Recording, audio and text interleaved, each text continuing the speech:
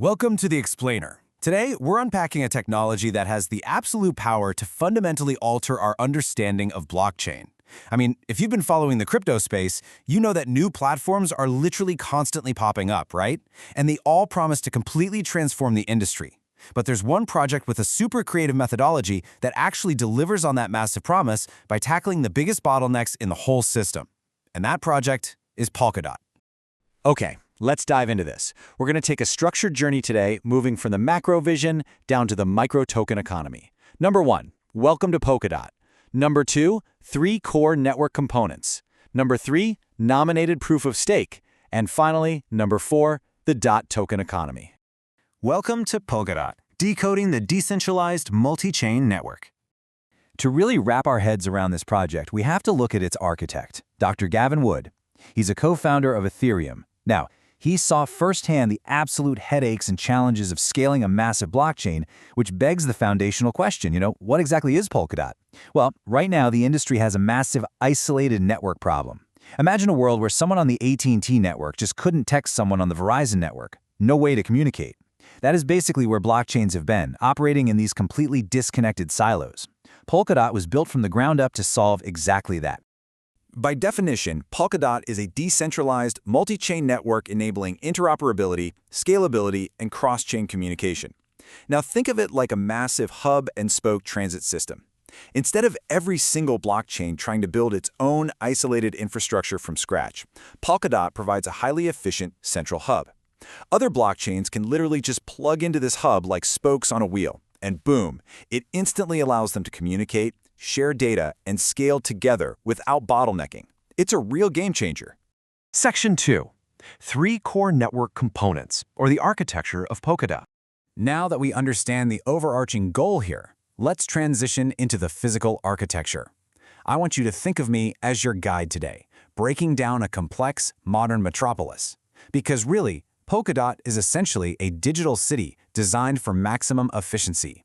And like any well-designed metropolis, this network's distinct architecture is anchored by 3 main structural pillars. These components work in perfect harmony to balance security, customization, and external communication. Pillar number 1 is the relay chain. This is the absolute core. Think of it as the highly secure downtown safe zone of our digital city. The relay chain anchors the entire Polkadot network by offering consensus and shared security to all the linked chains. So, the really crucial point here is that multiple different blockchains can function concurrently, maintaining their own distinct, unique features, all while resting inside this single, incredibly safe ecosystem. Branching out from that relay chain, we have pillar number 2, the parachains. You can think of these as the independent branch lines or customized suburbs of our city. Basically, parachains are independent blockchains linked directly to the relay chain, and because they plug right into that central hub, they get all the amazing security benefits of the relay chain, but their owners can completely customize them to form their own specific governance layers and functions. They get the best of both worlds. Finally, we have pillar number 3, bridges.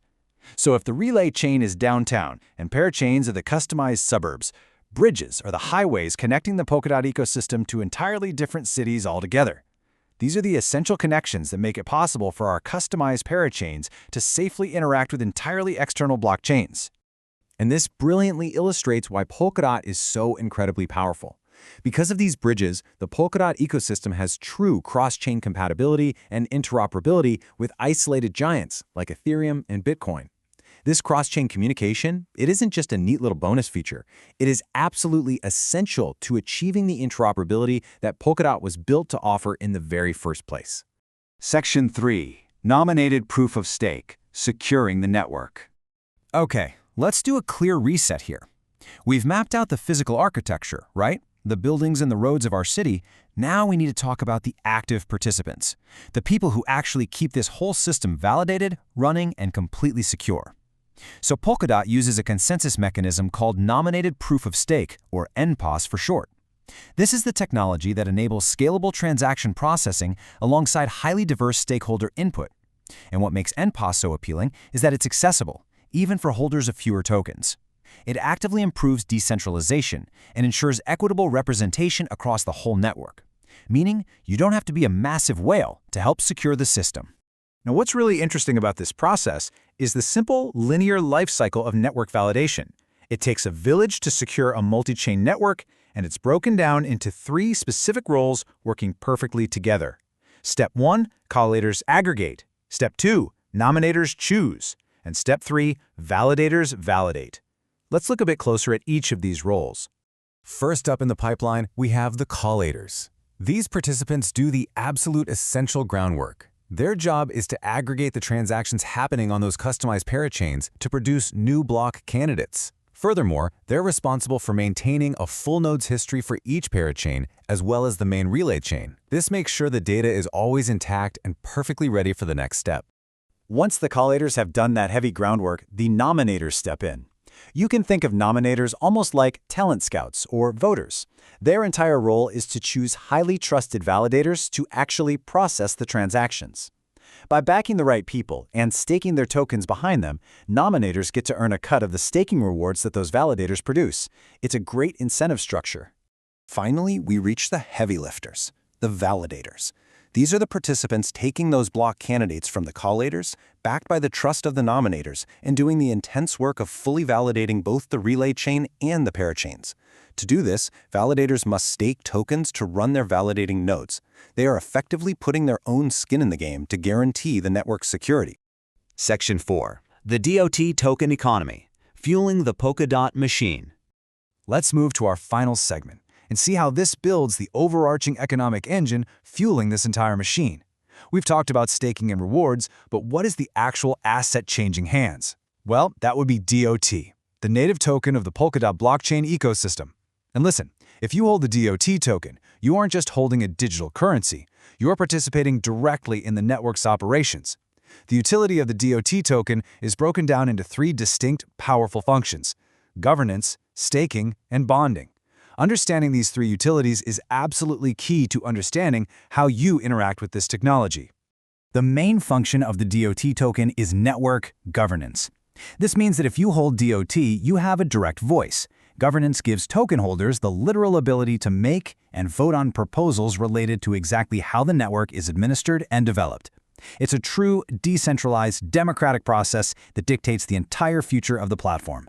The second utility is staking, and this connects directly back to the validators and nominators we just discussed. Staked DOT is the literal fuel used to verify transactions and secure the network. By requiring participants to lock up or stake their DOT, the system perfectly aligns incentives. It guarantees that malicious actors are financially discouraged from even trying to compromise the system.